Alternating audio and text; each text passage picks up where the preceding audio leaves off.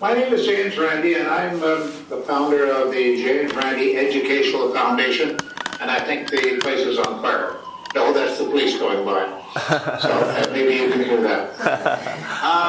I started the James Randi Educational Foundation a good 11 years ago now, simply because I wanted to serve as an information exchange for the media, for the academics, for the mildly curious, for people who just stopped by, wanted to use our 4,000 book library, for example, and try to enlighten people to a certain extent. Now that sounds like fancy talk, it's true, but I am a magician by trade. At the age of 60, I'm 82 now, at the age of 60 I gave up that profession, decided that I'd go on a lecture circuit, and I did around the world, and I've been doing it ever since. The reason for that is that as a magician who knows how people are fooled, and more importantly, how they fool themselves, I have a certain amount of expertise. Now, I'm not a scientist. I don't claim to be a scientist. I make no pretensions in that direction at all. I simply say that I have a special kind of expertise, and that I need to be called in every now and then, because scientists out there very, very well versed in their own specialities, whether they're statisticians, mathematicians, archaeologists, psychologists, whatever they may be. They have expertise in their field, but sometimes they can be fooled. And as a matter of fact, as a magician, I can tell you, quite frankly, don't spread this around, but it's true, I would much rather have a classroom full, or an auditorium, I should say, full of PhDs to perform my magic tricks for than great school kids like you, for example, because you're not yet spoiled by the idea that you may know everything. PhDs, a lot of PhDs I know, assume that they know everything, that they have all the expertise in the world. They don't necessarily. I can fool them because they think they know everything. And that's not necessarily so. Now, I have very good friends who are PhDs all over the world, and I value these people greatly. As a matter of fact, some of them work with the James Randi Educational Foundation when we're called upon to do investigations of people's claims. Now, we offer $1 million prize. That's an important carrot that I'll hang in front of you here. $1 million prize to any so-called psychic or clairvoyant or healer or whatever who says they have some sort of supernatural, occult, or paranormal power. That doesn't mean that we won't lose the prize. It means that they, because of my experience and experience in the field over all these decades, it means that it's not very likely. I am not sitting trembling here waiting for the next person to come to the door and say they have some supernatural power. As a matter of fact, you would expect, I think, that there could be a lineup right outside this door here, but no, I don't see any lineup this morning, because there are tens of thousands of people all over the world who claim that they have paranormal powers of various kinds. Why wouldn't they be coming here to win the $1 million prize? You know, if a fellow says that he plays the violin, he's standing on the street with a violin and a bow in his hand, if I were to walk up to him and say, I'll tell you what, I'll give you $1 million if you can really play that violin, he'd be some sort of a fool, wouldn't you think, not to play the violin and collect $1 million. But there's no lineup outside the foundation this morning. I rather didn't expect it, because every morning that I arrive, I sort of look for it, and it's not there. The people who say they have these powers are invited to come forward, win the $1 million, and make me into a fool. I'm already a bit of a fool, because I'm already a performer, a show person, you see, and I do a few Jackie Gleason moves and things like that. Oh, you wouldn't remember Jackie Gleason. That may be for your generation. I apologize for that. Anyway, that's who I am. That's what I am, and here I am, warts and all. Let's get into the questions. Okay, that's question number one. Okay. Go ahead and have a seat right there and just look into the camera whenever you do the question. Is this what we call the hot seat now? Yes. Okay. Hi there. Hi. Would you share your definition of critical thinking? Would you I'm share? sorry, my definition of critical thinking, I'm sorry, I wasn't quite getting you there. My definition of critical thinking is thinking that is dissociated from merely acceptance on the basis of how popular an idea is or how many times it's been written up in scientific magazines and such. Critical thinking means that you really get behind the picture that's being presented to you, and that you use your own critical sense of what is likely to be true and what is unlikely to be true to color your attitude towards these things. Many people don't engage themselves in critical thinking. They just accept things as they come along. That's the average person as a television receiver at home. And I guess we've got a lot of average people in this room right here. I certainly hope so. But I want you to be critical thinkers as well as average people. I guess that's about as good a definition as I can give of it. Okay, good. All right, Thank question you. number 2. Thank you. Next, into the hot seat. Tell me the truth. Is it really hot? No, sir. Oh, okay, all right. I'm not hearing you very well unless you really speak up. I won't be able to hear you. What makes you so skeptical? I'm sorry? What makes you so skeptical? What makes me so skeptical? Well, my experience of the world. After all, I am a magician. I walk out in front of audiences on television. Maybe several million people see me when I walk out in front of that camera, and I'm able to fool them because I am a magician. I can mislead their senses. I can mislead their expectations, and I do it rather subtly. I do it with very highly developed psychological means and by skill, sleight of hand, and whatnot. That makes me skeptical that the average person is able to solve these things. Now remember, as a magician, I'm cheating you, I'm lying to you, yes, but only theatrically, just for purposes of entertainment. Any actor that walks out onto a stage and pretends to be Hamlet or whatever as a character is lying to you, is fooling you, is deceiving you with the costume and with the words and with the scenery and the lights. But that's entertainment. That's done purposely, and you know that it's entertainment. As a magician, when I walk out there and I say that I'm going to fool you, I mean I'm going to try to fool you, and I probably will be reasonably successful if you're the average person. But that's entertainment. That's not what the psychics do. They walk out in front of that camera and they say they really have supernatural, I'll call paranormal powers, and that they can help you by one means or another, as long as you send them the money, of course. That's the important thing. That's what makes me skeptical about the whole world. And I think that skepticism is a very healthy attitude to take. Okay. Okay? All right. Number 3. Next case. Hello. Hi there. Can stressing critical thinking hurt a child's imagination? I'm sorry, I didn't hear that at all. I'm not getting a very good audio image. Do we have a microphone there, or is it just a general? Let's see. All right. Oh, there's a microphone. Now that's a microphone. Can stressing critical thinking hurt a child's imagination? I'm still not hearing you at all. I'm sorry. Can That stressing- microphone obviously is not working. Okay. Can stressing critical thinking hurt a child's imagination? Oh, good question. Good question. No, my opinion is no. Children have great imaginations. After all, children, they're usually younger than the age that I see in front of me here, are just forming up their ideas of how the world really works. And they experiment, and they fantasize, they get ideas in their heads, some of which are pretty nutty. But nonetheless, they get over those things if they grow up and they mature as they go along. I don't think that being skeptical is a bad attitude at all. I think it's a very sensible attitude, because it won't then lead you to disappointments later on when you find out that the fellow who says that he can really do some magic on stage or on television or right in front of your very eyes, when you find out that that's not true, you won't be so disappointed. You've got to be ready. There are people out there all over the world who are trying to fool you, in many cases not for entertainment, but to try to take your money and try to take your security. And you've got to be very, very careful of that. The world is not an evil place, but there's evil people in it. Be very careful. Okay. Thank you. Okay? All right. Next. Okay. Next into the hot seat. Where are we? All right. Get you closer here. Oh, you're closer. Oh, that's very good. Okay.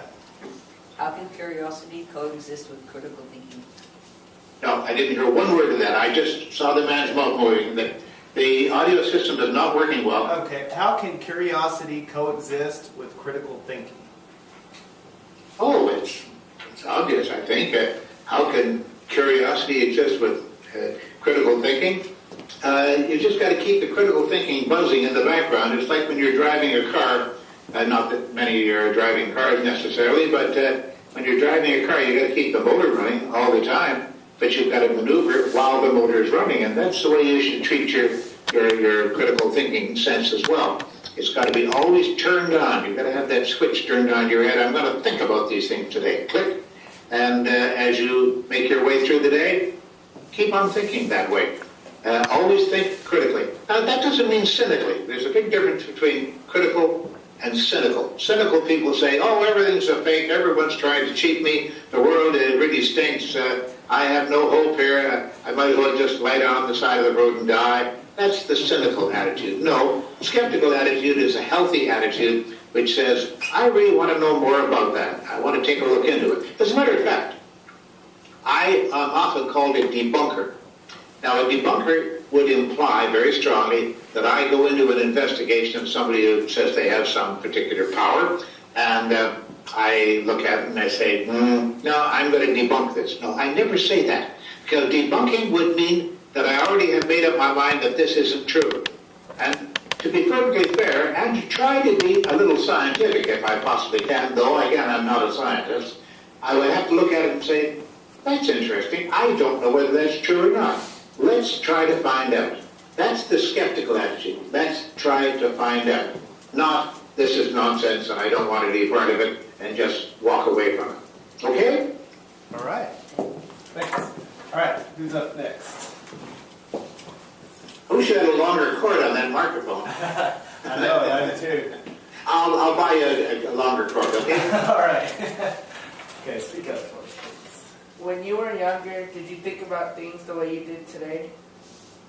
When I was younger, that was a long time ago. I have to remember back and see. No. No, I gained a great deal of experience over the years, you see. And we all do. You will, certainly. You're just beginning to learn about these things now. The world has lots of lessons to teach you. There are people there who will teach you the appropriate lessons. One of them is holding the microphone, as a matter of fact. So I wish you would pay good attention to your teachers and those who instruct you. You will learn along the way. You will develop knowledge of the world, better knowledge of the world than you have at this moment, and it should always improve. But it doesn't mean it always will. You may have some days when you don't learn one thing, and I hope that doesn't happen to you. But everything that you see in life, everything that you observe, everything that you experience should be a lesson to you. You should be able to learn from that. That doesn't mean you go to bed at night and say, let me see, I learned this, that, and the other thing today. You may do that, that's true, and that's a good way of doing it. But if you just absorb these things and you remember them, and you store them in the back of your head there so you can refer to them every now and then when you have to, that's learning through experience. And no, I don't look at the world the same way now that I did when I was younger, even last year. I've learned a few things since last year. I know that's hard to believe, but it's absolutely true, I swear.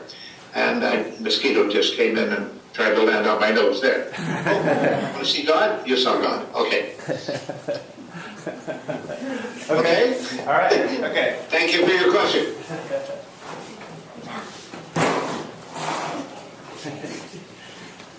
All right.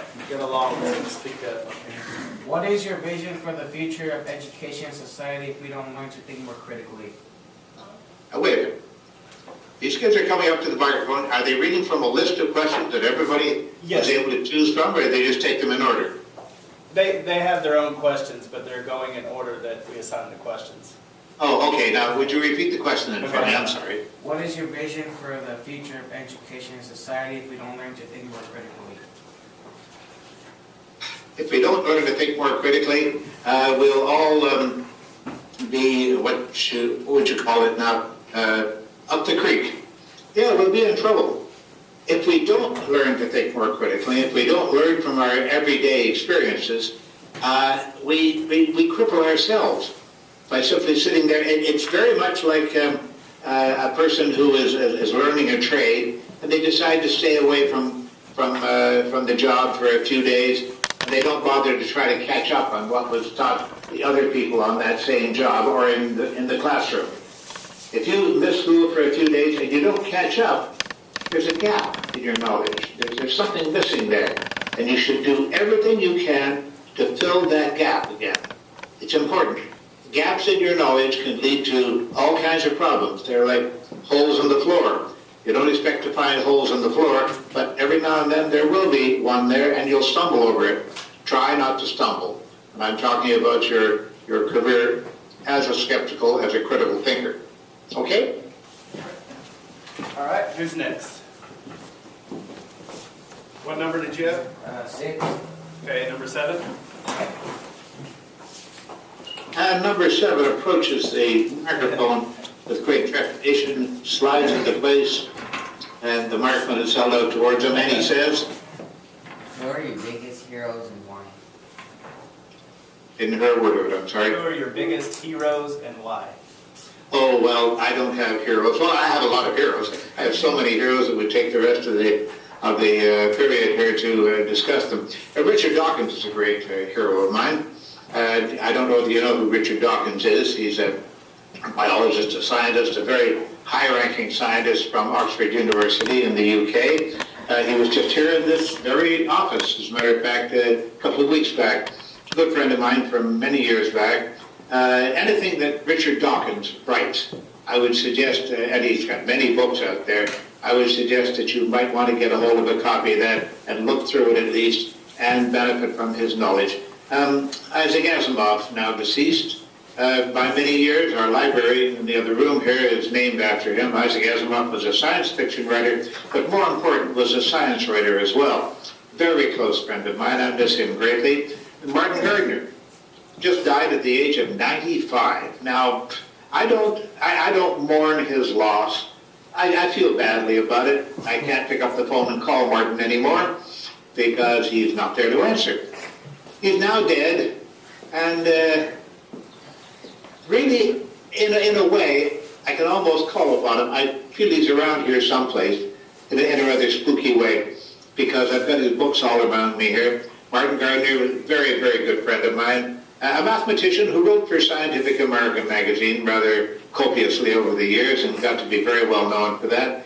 I've known a lot of giants, a lot of people with great prestige and knowledge, people that I value greatly, and I still know some of them, as Richard Dawkins, as I said, and Richard Saunders from Australia. Now, I could go on with all kinds of names like that and just fill your little heads with all kinds of syllables that you may not relate back to. But I assure you, if you go to Google and you look up James Randi, you may find all kinds of associate names there that you may want to look up. I highly recommend anything written by Richard Dawkins if you have an honest curiosity and a dedicated curiosity about what's happening in the scientific world. Richard Dawkins is quite a character and a fine gentleman, very knowledgeable, and someone I highly respect. Okay. All right, number 8.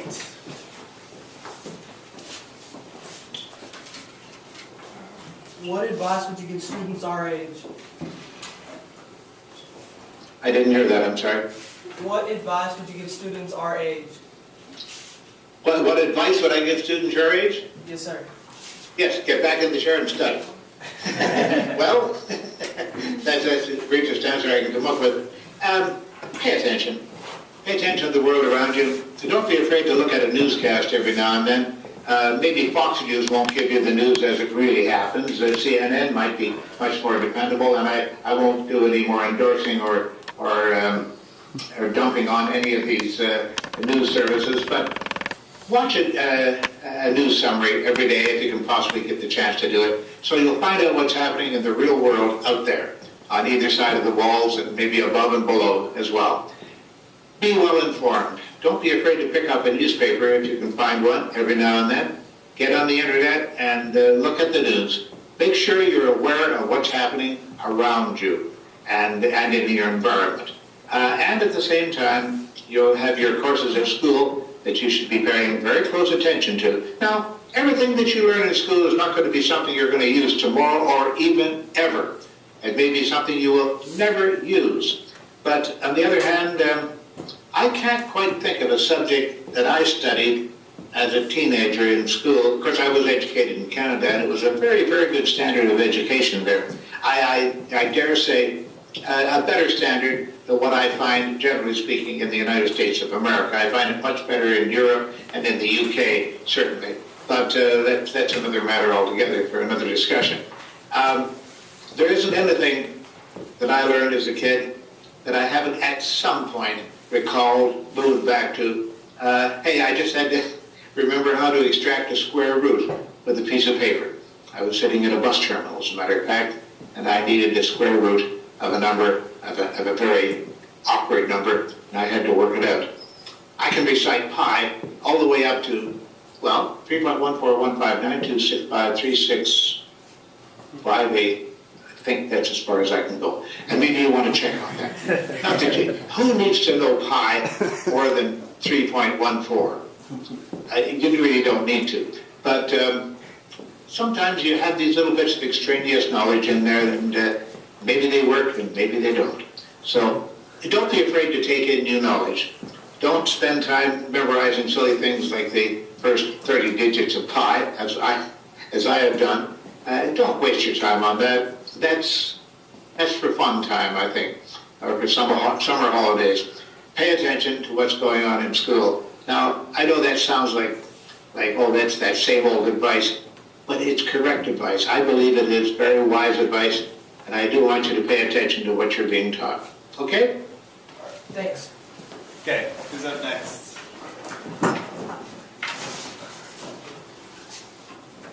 Where's the teacher? Come on, get up. All right, what you got? Do you believe in the possibility of real magic? No. Next question. Now, it depends what you mean by magic. Let's define magic. I'm called a magician.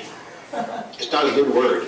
In the United Kingdom, I'd be called a conjurer, which by dictionary definition is someone who approximates the effect of a real magician. A real magician would have control of the forces of nature, would be able to make the world around him and his audience change. That's not what I can do. I do tricks, demonstration. What have I got? I don't have anything. What's this? Oh, I was looking for that. All right, here's a simple little bit of sleight of hand now, okay? I guess I'm on camera. My beard sort of interferes with it because this is yellow paper against the hand, you see. And that's what we call sleight of hand. A miracle of a semi-religious nature. I have a piece over here that looks exactly like it, you see. But don't tell anybody about that. Now, these are little bits of sleight of hand. They're juggling tricks. They're very, very simple things. They're not complicated. They're not difficult to learn. But they're difficult to learn well enough so that you can always depend on them. And you've got to have a sense of where the real world is. Now, I know I shouldn't be doing things like this because I would only confuse you, perhaps. And sometimes, it's gone again. I can't help these things. Sometimes you'll get confused about the real world. And when you are, look back to bedrock. Look back to your basic teachings and use your common sense, use your critical thinking. This isn't necessarily so. There are people that are out there to fool you and to take your money and to take your security. I know I've repeated that now, but it's a very important lesson. Pay attention to what happens in the real world around you. Okay, who's next?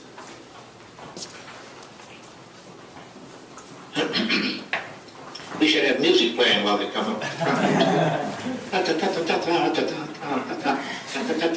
Okay.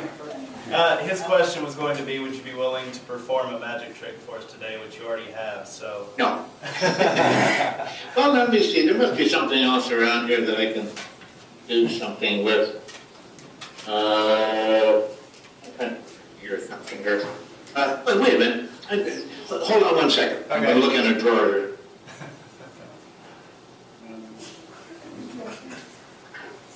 crow in Oh, there. I know where they are. Or a dove. Ah, look at that, a deck of cards. I'm sure I've got one here. Here we are. I happen to have a deck of cards embedded in my desk right here. No, that deck of cards is not complete. I know that. Right? This looks like a complete one. Let me see. It looks much better. Yes, I think that's much more satisfactory. Now, this is a very, I'm going to have to make sure that this shows properly. All right, I'll turn this way. I think you'll probably see it a little bit better this way.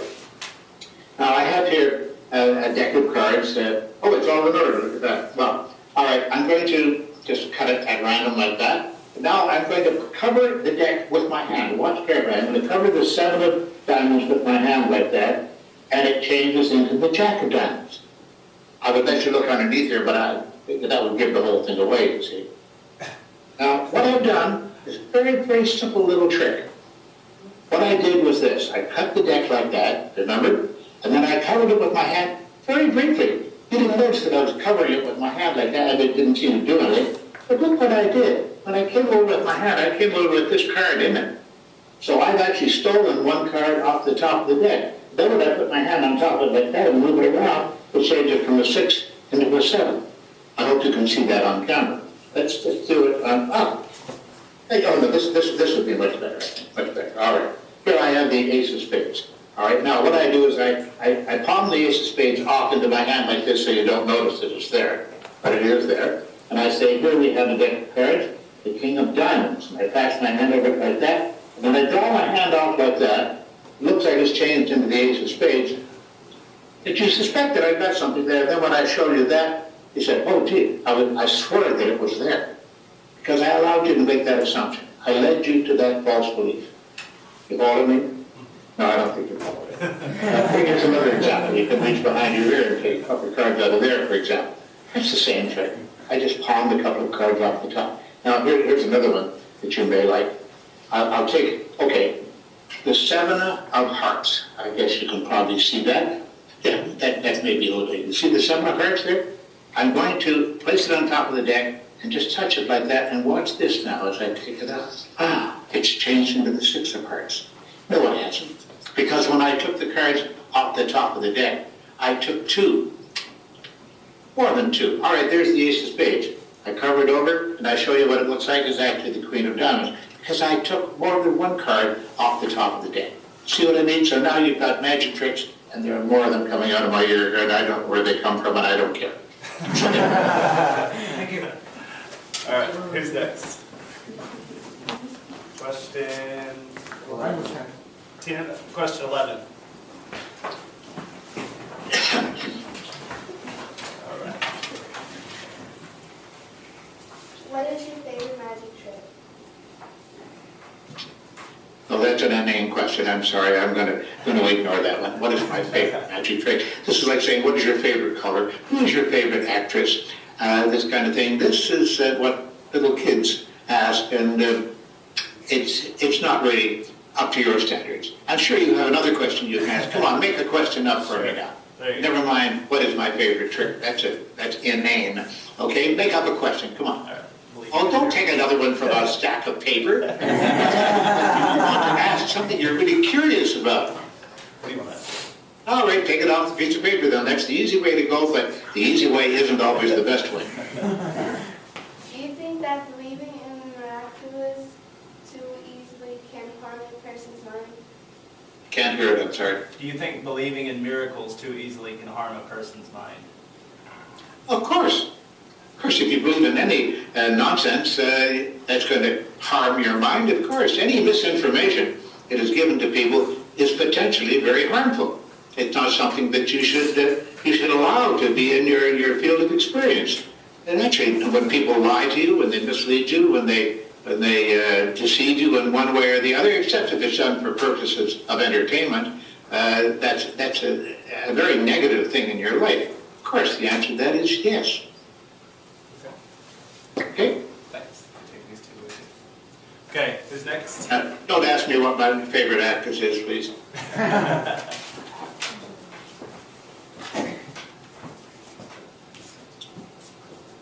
Where are we? What happened? Go to school now? Oh, no, here's not. Okay. You had the record for being in a ISO casket underwater for almost 2 hours. What was that experience like? I think it asked something about my being submerged in a coffin underwater for 2 hours. Correct. It was a stunt. It was a stunt to get publicity. Harry Houdini, back in 1926, I believe it was, had done the same stunt in essentially the same place up in Canada when I did that particular stunt. Oh, no, I think you're probably referring to the one that I did at the Shelton Hotel pool in New York City. I did it several times all over the world. And I beat Houdini's record each time by a few minutes. I could have done it longer, but I did it only by a few minutes, so I still have some life in the demonstration. But I must say that I was half of Houdini's age at the time that I did it. He was 52 when he did it, and that's back when I was about 25 or 26 or so. So naturally, my physical strength and ability to survive on a small amount of air was much greater than his might have been. So it wasn't a fair competition. I wasn't competing with Harry Houdini. He was already dead. He was dead before I was born, as a matter of fact, if you can imagine that far back in ancient history. So, no, that was a case of, as when I dangled in the straitjacket over Niagara Falls to do a stunt on Canadian television and later on American television as well, the thoughts going through my mind were, I hope the camera has got me at the right angle. I hope that the camera shutter hasn't frozen up. That was during the winter that I did that stunt. I hope that everything is working. And when you're in show business, you're thinking constantly of, how am I presenting myself? Do I look good? You know, is the makeup all right? Is the hair okay? And whatever, the hair in my nose. There we go. That's much better. So you're always thinking of things like that. That's what goes through your mind, but I'm never worried because I always have people working with me that I can depend on. Even when I've done things like jailbreaks and such, I've got people waiting outside. In case I get in trouble inside there physically, they can come in and rescue me. I have good people who work for me. I always have had, and I've always been very safe in those things. I don't take foolish chances. I don't take them anymore in a way because I'm 82. So. But even back then, I didn't take foolish chances. Okay. All right, who's next?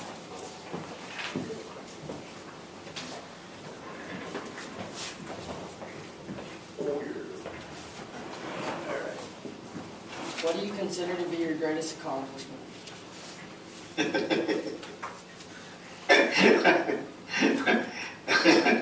Another piece of paper. Okay.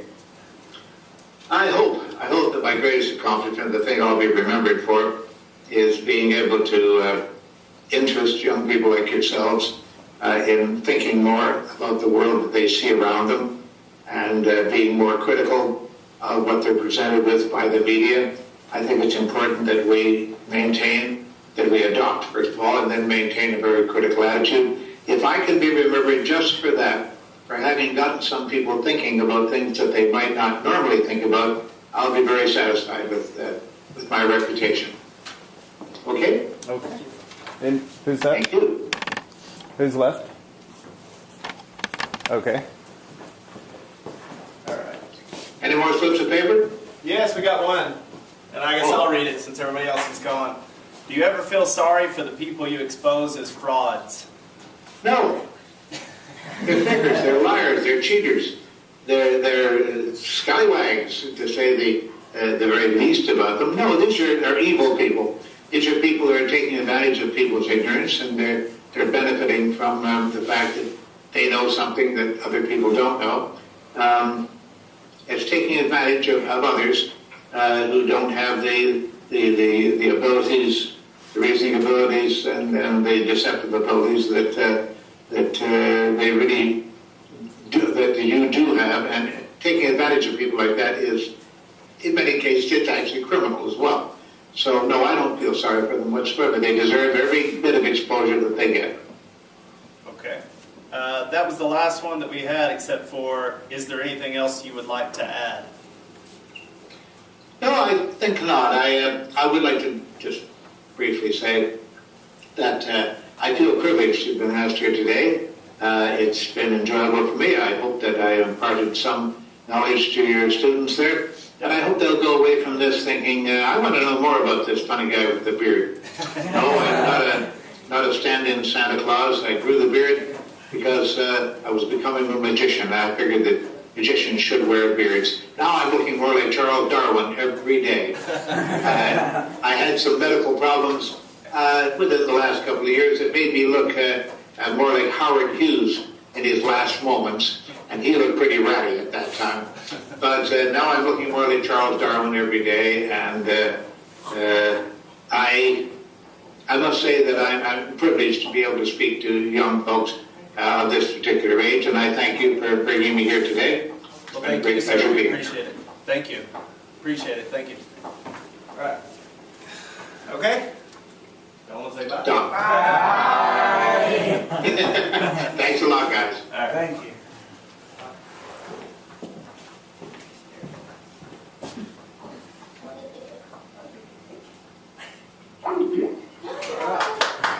Cool deal.